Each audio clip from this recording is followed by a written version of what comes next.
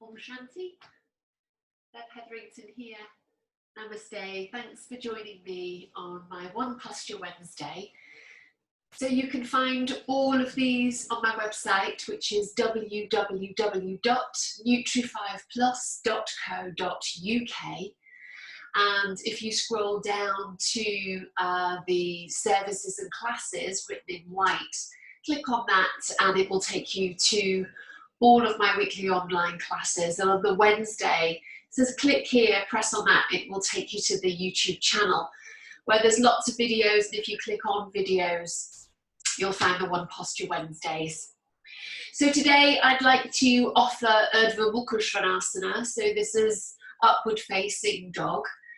So we would prepare with Bhujangasana, cobra posture, serpent pose, which is what I did last Wednesday. So you might like to get used to Bhujangasana, cobra first, before you move into the slightly stronger, higher, deeper back bend. So these postures strengthen the back and stretch, open up the front of the body. So let's come to lie on our fronts. So from last week, we would be lying prone, lying completely on our front with our legs hip distance apart, if that feels better for you. They can go wider, you know, it's easier on the hips if they're wider. You can hear licking that from a dog having a drink.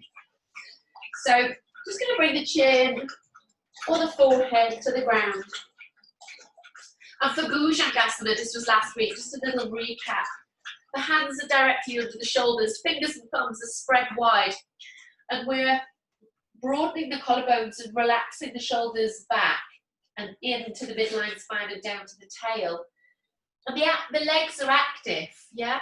So if you remember, we inhaled the tailbone long to the heels, and we're hugging the mat with the pubic bone as we rise and offer the heart. And there's that awareness as if you're drawing the hands down and back towards the toes, which gives you that lift through the front body. Just be careful of the back of the neck there. It's not wrinkling, you're not cranking the neck back. So that would be our Bhujangasana. And that's the preparation for Urdhva Mukha Svanasana. Urdhva meaning upward, Mukha face, Svana dog. So upward facing dog. So from here, the change is, first of all, you're ready, the back is open and warm. So I tend to start with Bhujangasana in my practice, and as the back warms up, I slowly move into Urdhva Mukha Svanasana, upward facing dog.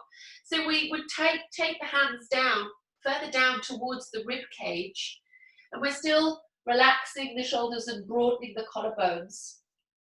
And we're almost inviting, you can see there's a right angle with my wrist, and my elbow is stacked above it and the shoulder in front. So again, the legs are active, so the toes are straight down towards the back of your mat. Try not to let them turn in, no pigeon toes. Spread the toes and activate the legs. So you're really lifting shin up into knee to protect around it, up to thigh and up to the front of the body. Now, just before we come up, just going to show you. So what's happening in the front of the body, there's this lift from the navel up, from the pubic bone rather, up to the navel and up the breastbone. This is where we want to bring those side ribs forwards and up. So we don't want to flare the front ribs, but we do want lift in the side ribs. So this draws, and you often hear me talk about a hook in the heart, this lift forwards and up of the breastbone. Remember, we're not puffing out the front ribs, but we are activating the side ribs here, forwards and up. And interestingly here, the crook of the elbow will be turning straight forwards, yeah? And the thighs will be switching in and up. So, coming to lie on your front, draw the hands back towards the ribs. Again, we're sucking the elbows slightly in. Relax the shoulders, broaden the collarbones, chin or forehead on the ground. Activate the toes up to the shin and calves, lift up, protect the bones and the joints by squeezing the muscles up to give lift and length.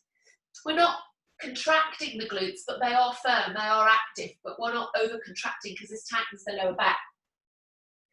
Pressing of that awareness again of the hands almost down and back gives you that inhale, long tail, pubic bone presses into the earth, and we start to come up, and then we start to draw the knees away from the ground. If you want more, you start to press the tailbone back even more. Remember, it's going back towards the heels, not up to the sky. You're drawing those side ribs forwards. And again, I like to have the back of the neck long without wrinkles. The gaze can go up, but I like to keep the chin in line with the ground. So just parallel to the ground. Take a breath, squeeze the legs. Remember, we're not contracting the glutes, but they are firm. Draw the inner thighs in and send those elbows, the inside crook of the elbow forwards. And then exhale and slowly lower back down to the ground. Take a comfortable ear, release the hands. You can have a little sway through the seat from one side to the other to release that back bend. And for some, you might like to press the hands into the ground and make your way into child's posture. So you can have the knees together or the knees wide. And if the seat doesn't meet the feet, you would take a soft prop or a block. And the same with the forehead. If the third eye doesn't meet the ground easily, raise the ground up. It can be as high as you want it. Just releasing the back bend, relaxing the shoulders. And when you're ready, we'll take a second set. So releasing your soft props, lowering yourself down onto the front. Feet are hip distance or wider, as are the legs. Really active through the toes. You're starting to lift up all the muscles into the bones to sculpt them up and lift them up. And those hands are down by the ribs.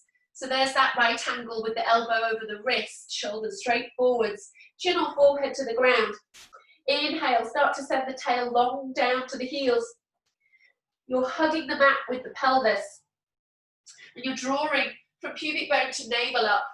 You're puffing out those side ribs to draw the sternum, the breastbone, the hook in the heart forwards and up, but we're not flaring the front ribs. Start to invite that chin parallel to the ground. The gaze can go up and then zip up the legs, but don't contract the glutes. Firm up the glutes, internal rotation of the thighs.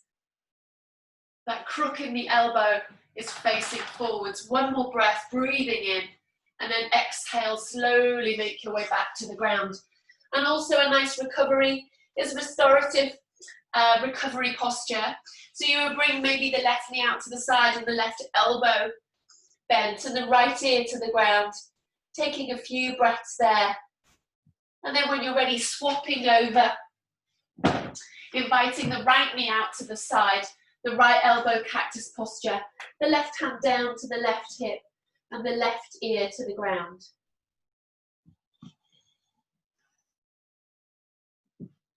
And then when you're ready again, you can press back up. You can come to child's posture if you wish to once more, taking your props if required to ease off that backward bend. And then slowly when you're ready, take your time always, inviting yourself to come all the way up.